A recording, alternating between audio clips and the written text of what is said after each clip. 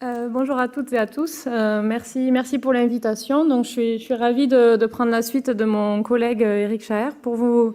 Je vais aller un petit peu plus dans le détail et vous montrer ce que, à travers nos activités de recherche, on fait, enfin, ce vers quoi on va dans nos formations à travers nos activités de recherche. Je vais y arriver. Donc, je vais notamment parler d'un focus. Je vais vous faire un focus sur la relocalisation ou la réindustrialisation. Les deux aspects pourraient être traités, mais via un des leviers que constitue l'écologie industrielle et territoriale. Donc, pour me présenter, donc, je suis enseignant-chercheur à Toulouse INP, à l'ENSI A7. Et donc, je fais ma recherche au laboratoire de génie chimique. Et l'ENSI A7, elle a pour particularité, donc elle est bien sûr dans le réseau Gay-Lussac, c'est une école de chimie, mais on a une spécificité puisqu'on a des filières en génie des procédés, génie chimique et une filière assez importante en génie industriel. Et c'est un petit peu à cette intersection que vont se situer les différents propos que je vais évoquer. Donc avant de démarrer, je voulais présenter rapidement ce que j'entends par écologie industrielle et territoriale. Donc c'est un des 7 piliers de l'économie circulaire. Donc ça, c'est quelque chose qui est maintenant assez connu, c'est un schéma de l'ADEME. Ce qu'il faut comprendre, c'est qu'on essaie donc de mettre en place une économie circulaire par différents leviers. L'écologie industrielle avec l'éco-conception ou encore le développement de la chaîne logistique verte font partie de ces leviers pour concevoir et redynamiser le secteur industriel dans ce contexte d'économie circulaire.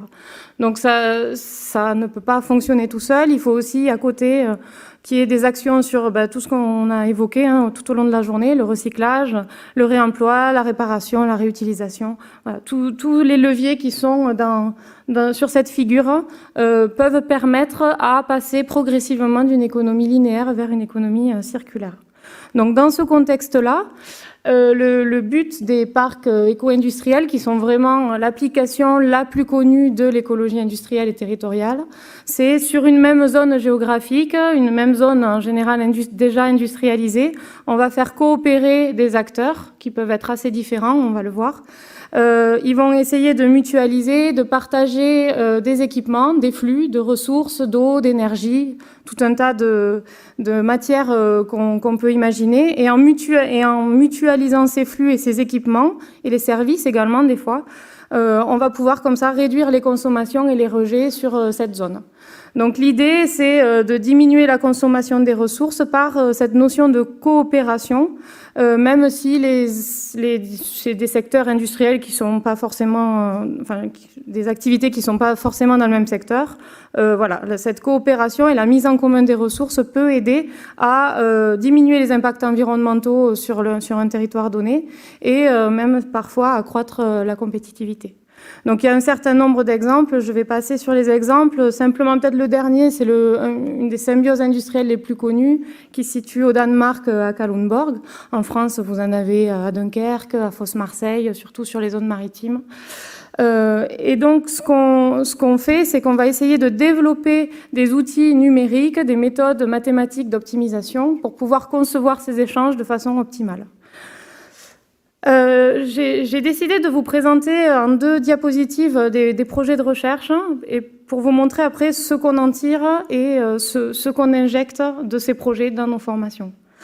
Donc le premier projet de recherche, c'est une ANR qui visait à développer des modèles d'optimisation les plus génériques possibles pour permettre de concevoir des réseaux de ressources donc dans ces écosystèmes industriels.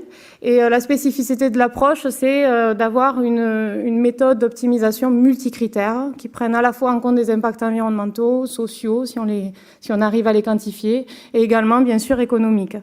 Donc l'idée, c'est sur une zone géographique, on va avoir de l'implantation par exemple, d'unités de production avec des énergies renouvelables.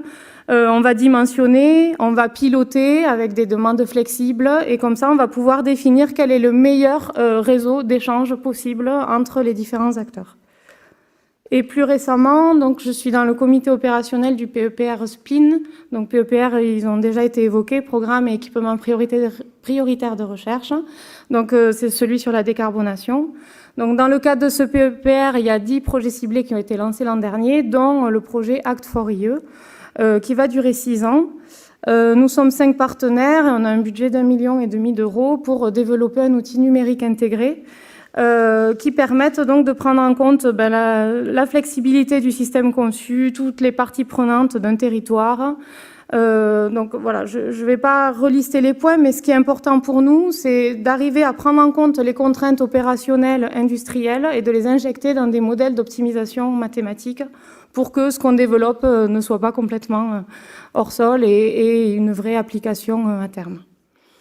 Donc ça, cette thématique de l'écologie industrielle, ça fait un peu plus de 10 ans maintenant que je travaille dessus, qu'on a eu des projets de recherche, et ça fait environ 5 ans qu'on a vraiment développé des modules de formation dédiés à cette thématique. Donc c'est juste pour vous montrer un petit peu les délais de percolation de ce type d'activité dans les formations.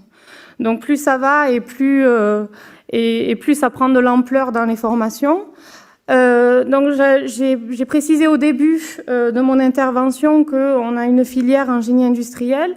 Donc en fait, on va s'appuyer sur des compétences, un socle de disciplines fort en génie des procédés, génie industriel.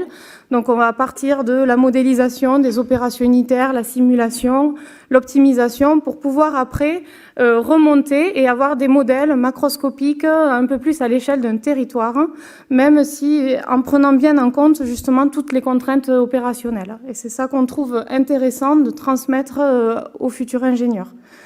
Donc il y a également des notions de production, d'approvisionnement, et toute la partie jaune et verte du bas, ça ce sont des choses un petit peu nouvelles qu'on insère progressivement dans nos formations, comme l'optimisation multicritère, parce que voilà, dans le contexte environnemental actuel, optimiser en minimisant un coût, ça ne suffit plus. Donc on va essayer d'intégrer différentes méthodes pour concevoir les systèmes de production. On a aussi tout ce qui est optimisation ou modélisation plutôt multi-agents. Les méthodes d'aide à la décision également, multicritères, qui dit optimisation multi-objectif, dit ensemble de décisions et après comment on choisit. Donc pour ça aussi, ce sont des choses qu'on transmet aux étudiants. Et bien sûr, donc toute la partie jaune qui fait partie un petit peu des enjeux. Donc il faut qu'ils aient une culture sur les ressources, sur le recyclage. Voilà, ça fait partie vraiment du pack, on va dire, commun dans les différentes formations. Donc toutes ces compétences techniques en génie des procédés, génie chimique et génie industriel, on va essayer de les intégrer dans une démarche assez globale, donc une approche systémique, et on va mettre ça dans la formation. Alors dans de nombreux maintenant parcours de spécialisation de l'école, il y a ce genre de disciplines comme l'écologie industrielle. Donc tous les parcours qui sont liés aux problématiques de l'énergie, d'éco-ingénierie ou de la conception des procédés, ce sont typiquement des modules qui sont désormais inclus. Mon collègue a parlé de l'apprentissage par projet, ça a été plusieurs fois évoqué, mais c'est vrai qu'on constate que c'est un mode de pédagogie qui fonctionne assez bien pour avoir des compétences assez diversifiées. À l'école, on a un dispositif assez particulier qui s'appelle les projets fil rouge. Je suppose que dans d'autres écoles, il y a des dispositifs similaires.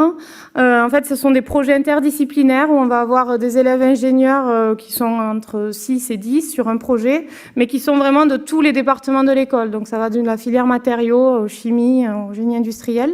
Et ce projet a la particularité de durer tout le long de leur scolarité. Donc ils peuvent vraiment aller un petit peu plus en profondeur qu'un projet qui durait 1 ou 2 mois. Donc là, j'ai simplement listé quelques projets en lien avec l'écologie industrielle et territoriale. Peut-être je vais juste parler du dernier. Donc c'est un projet industriel avec Terreal. Qui a commencé l'année dernière. On a 9 étudiants qui travaillent dessus. Ils sont allés visiter le site, ils ont récolté des données. Et l'idée pour eux, c'est d'essayer d'étudier les opportunités de réutilisation de la chaleur via des initiatives d'écologie industrielle. Donc il faut aussi qu'ils aillent interroger les acteurs, enfin déjà les identifier, ensuite les interroger. Voilà, ça met en jeu d'autres compétences qu'on n'aurait pas forcément l'occasion de voir dans dans un TD classique. Et ça leur demande aussi un certain développement de compétences organisationnelles et puis bien sûr de s'adapter à un environnement qu'ils connaissent assez peu finalement quand ils vont sur le terrain. Donc en guise de conclusion, ce qu'il est important d'apporter aux formations, on a engagé un certain nombre de réformes. On pense qu'il est important de former nos ingénieurs à la pensée en complexité parce que les systèmes industriels de demain, enfin même ceux d'aujourd'hui, mais encore plus peut-être ceux de demain, doivent être pensés dans toute leur complexité, de développer des approches systémiques également. On pense que c'est important de ne pas uniquement se focaliser sur un équipement, mais de comprendre un petit peu les répercussions qu'ont des décisions sur d'autres éléments d'un système. D'avoir bien sûr en tête tous les enjeux des transitions écologiques et sociales, de façon à pouvoir concevoir et conduire les nouveaux modes de production. Et ensuite, il y a une notion forte d'adaptabilité.